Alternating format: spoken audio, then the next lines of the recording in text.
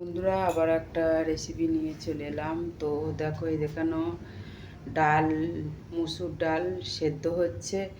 আর এখানে তেল আছে, কড়াইয়ে তেল দিয়েছি। আর এই দেখো লাউ, লাউয়ের তো ঘন্ট হবে। তো তোমরা দেখতে থাকো। তো দেখো বন্ধুরা, তো লাউ ঘন্ট হবে আজকে। দেখতে থাকো। তো হয়ে গেছে, এবার এটা নামাই। তো দেখো বন্ধুরা, এটা বড়িটা ভাজা হয়ে গেছে। দেখো এখানে তোমার জিরে আর তেজপাতা দেওয়া আছে। তো হয়ে গেছে, এবার আমি লাউটা দিয়ে দিলাম।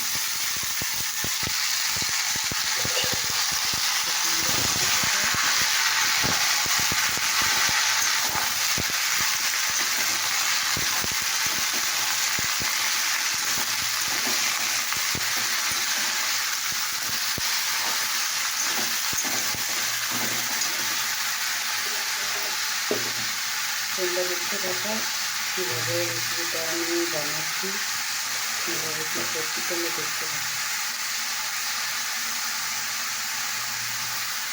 এভাবে হলুদ দিলাম আর নুন দিলাম। একটু নাড়াচাড়া করতে হবে।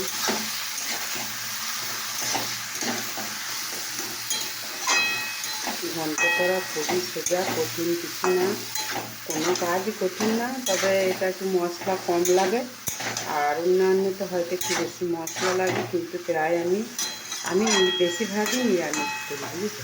খুব কমের ভাগ ডিম নিয়ে করি, তো মাংস তো আমি করি না। তো তোমরা দেখতে থাকো। যে বড়িকাটা ছিল সে বড়িকাটাও দিয়ে দিলাম।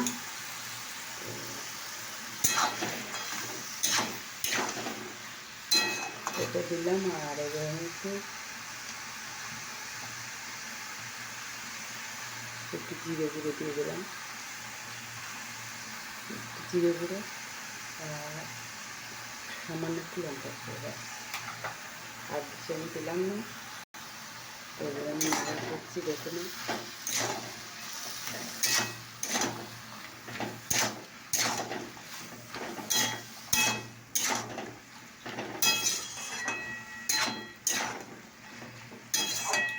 তো এবার আমি দিলাম, ঢাকা দিয়ে দেবো। আর যে ডালটা হয়ে গেছে, ডালটা এবার নামাবো। দেখো বন্ধুরা, তো দিয়ে ডালে হলুদ দিয়ে দিলাম আর পরিমাণ মতো একটু নুন দিয়ে দিলাম। তোমরা দেখতে পাবো। তো দেখো বন্ধুরা, আমার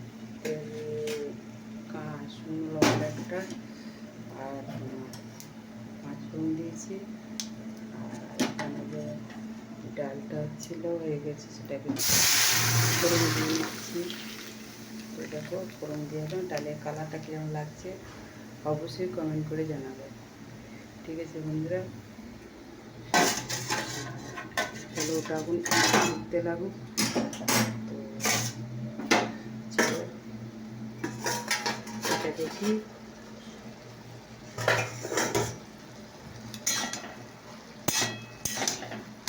এটা দেখো আর একটু সেদ্ধ হয়ে গেলে এটা হয়ে যাবে।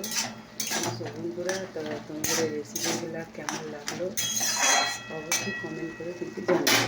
Tata, bye bye.